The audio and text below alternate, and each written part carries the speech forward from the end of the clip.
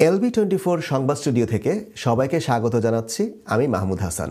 আজকের গুরুত্বপূর্ণ সংবাদগুলি। সেনা কর্মকর্তা তানজিম হত্যায় আরও 2 জন গ্রেফতার। কক্সবাজারের চকরিয়ায় আলোচিত সেনা কর্মকর্তা তানজিম সারোয়ার নির্জন হত্যা মামলার আরও 2 আসামিকে গ্রেফতার করেছে যৌথ বাহিনী। শনিবার 28 সেপ্টেম্বর ভোর 5টার দিকে চকরিয়ার কাহারিয়া ঘোনা এলাকা থেকে তাদের গ্রেফতার করা হয়। গ্রেফতারকৃতরা হলেন চকরিয়া ডুলা হাজরা ইউনিয়নের রিজার্ভপাড়া এলাকার আব্দুল মালেকের ছেলে নাসির উদ্দিন, বয়স 38, এবং ডুলা হাজরা মাইজপাড়া এলাকার মৃত নুরুল আলমের ছেলে এনামুল হক, বয়স 50।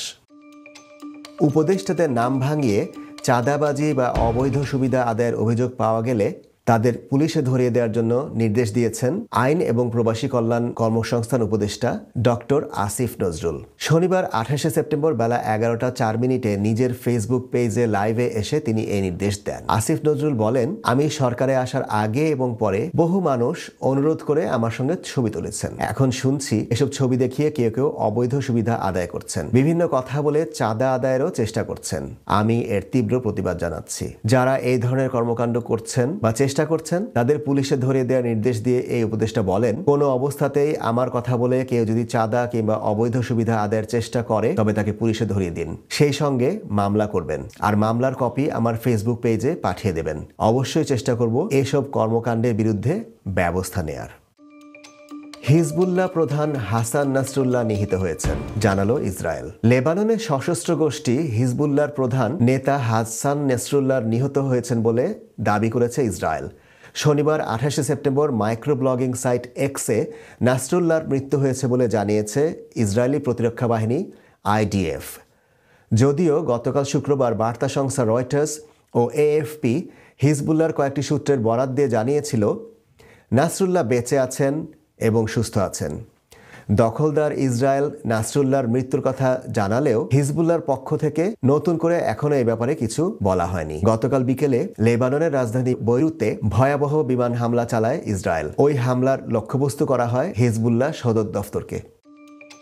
NGO মার্কা চেহারা দিয়ে রাষ্ট্র পরিচালনা সম্ভব নয়, বললেন নুরুল হক নূর। 2 বছরের জন্য একটা জাতীয় ঐক্যমতের সরকার প্রয়োজন, যারা রাষ্ট্রের কাঠামোগত পরিবর্তন এনে একটি মানবিক রাষ্ট্র হিসেবে গড়ে তুলবে বাংলাদেশকে। উল্লেখ করে ডাকসুর সাবেক ভিপি নুরুল হক নূর বলেছেন, এই সরকার একটি অরাজনৈতিক ও বিপ্লবী সরকার। রাষ্ট্র পরিচালনা একটি রাজনীতি। অরাজনৈতিক ব্যক্তিদের দিয়ে পরিপূর্ণভাবে রাষ্ট্র পরিচালনা সম্ভব নয়। NGO মার্কা চেহারা দিয়ে রাষ্ট্র পরিচালনা সম্ভব হবে না। তাই অরাজনৈতিক ব্যক্তিদের পাশাপাশি অন্তর্বর্তীকালীন সরকার তাদের পরিধি বাড়িয়ে বিভিন্ন দল থেকে প্রতিনিধি নিয়ে একটি ইনক্লুসিভ সরকার গঠন করতে পারেন। অন্যথায় রাজনৈতিক দলগুলোর সঙ্গে দূরত্ব থাকলে আমরা 2 বছর বললেও এই সরকারের 6 মাস টিকে থাকাই মুশকিল হবে। শনিবার 28 সেপ্টেম্বর রাজধানীর FDC-তে শিক্ষার সুষ্ঠু পরিবেশ ও ছাত্র রাজনীতি নিয়ে আয়োজিত ছায়া সংসদে ডাকসুর সাবেক ভিপি নুরুল হক নূর এসব কথা বলেছেন।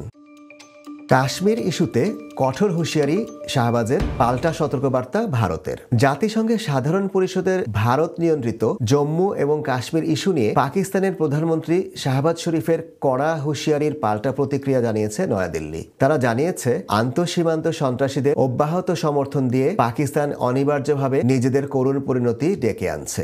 শুক্রবার জাতিসংঘে নিযুক্ত ভারতের ফার্স্ট সেক্রেটারি ভাবিকা মঙ্গলানন্দন এই প্রতিক্রিয়া ব্যক্ত করেন। খবর NDTV-র।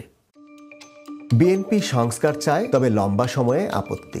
প্রয়োজনীয় সংস্কারগুলো অল্প সময়ের মধ্যে সেরে অন্তর্বর্তী সরকার নির্বাচনী সড়কে উঠতে পারে বলে মনে করছে বিএনপি। এক্ষেত্রে লম্বা সময় দেওয়ার ব্যাপারে আপত্তি রয়েছে তাদের। গত কয়েকদিনে বিএনপির নীতি নির্ধারণী একাধিক নেতার সঙ্গে কথা বলে এমন মনোভাবের কথা জানা গেছে।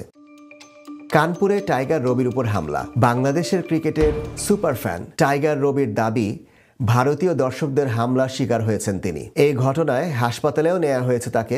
পরে জানিয়ে তদন্ত করেছে পুলিশ, যার প্রাথমিক তদন্ত শেষে পুলিশের দাবি রবির আনা লাঞ্ছনার অভিযোগটি ভিত্তিহীন। রবির দাবি ছিল গ্রিন পার্ক স্টেডিয়ামের সি ব্লকের বারান্দা থেকে দলকে সমর্থন দেওয়ার সময় ভারতীয় সমর্থকদের দুর্ব্যবহারের শিকার হয়েছেন তিনি। তবে ওই ব্লকটি আগে থেকে নিরাপত্তাজনিত কারণে বন্ধ ছিল বলে জানানো হয়েছে। এছাড়া রবি সম্পর্কে বাংলাদেশি এক সাংবাদিকের সূত্র ধরে পুলিশ জানিয়েছে, রবি নিয়মিত এমন অভিযোগ আনেন। তিনি মেডিকেল ভিসায় ভারতে ভ্রমণ করছেন। বৃষ্টিতে ভেসে গেল কানপুর টেস্টের দ্বিতীয় দিন। বাংলাদেশ ও ভারতের মধ্যকার কানপুরের দ্বিতীয় টেস্টে বৃষ্টির দাপটে ভেসে গেছে দ্বিতীয় দিনের খেলা। কানপুরের গ্রিন পার্ক স্টেডিয়ামে প্রথম দিন থেকে খেলা বাধাগ্রস্ত হচ্ছিল বৃষ্টির কারণে। প্রথম দিন মাত্র 35 ওভার খেলা হতে পেরেছিল। শনিবার 28 সেপ্টেম্বর দ্বিতীয় দিনের কোনো বল মাঠে গড়ানো সম্ভব হয়নি। শেষ পর্যন্ত আম্পায়াররা বিকেল 2:30টার দিকে দিনের খেলা পরিত্যক্ত ঘোষণা করেন। ইসরায়েলি প্রধানমন্ত্রী বেনিয়ামিন নেতানিয়াহু জাতিসংঘের সাধারণ পরিষদের ৭৯তম অধিবেশনে ভাষণ দিয়েছেন। শুক্রবার ২৭ সেপ্টেম্বর যুক্তরাষ্ট্রের নিউ ইয়র্কের স্থানীয় সময় সকাল 10টার দিকে তিনি এই ভাষণ দেন। নেতানিয়াহু যখন মঞ্চে উঠেছিলেন তখন দর্শকদের মধ্যে হট্টগোল শুরু হয়। অনেক দেশের প্রতিনিধি, ডেলিগেট, কূটনীতিক তখন নেতানিয়াহুকে ধিক্কার জানাতে দর্শক সারি থেকে চিৎকার করতে করতে উঠে পড়েন।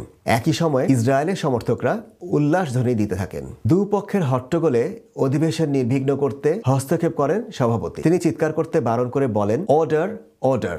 এ সময় নিরাপত্তা কর্মীদের দর্শক সারিতে প্রবেশ করতে দেখা যায়। তারা ক্ষুব্ধ কূটনীতিক ও শ্রোতাদের শান্ত করার চেষ্টা করেন, কিন্তু তাতেও কাজ হয়নি। অনেকে ওয়াকআউট করে বেরিয়ে যান। কিছুক্ষণ পর হট্টগোল থামলে নেতানিয়াহু ভাষণ শুরু করেন। আজকের বিশেষ সংবাদগুলি আজকের মতো এখানেই শেষ হলো।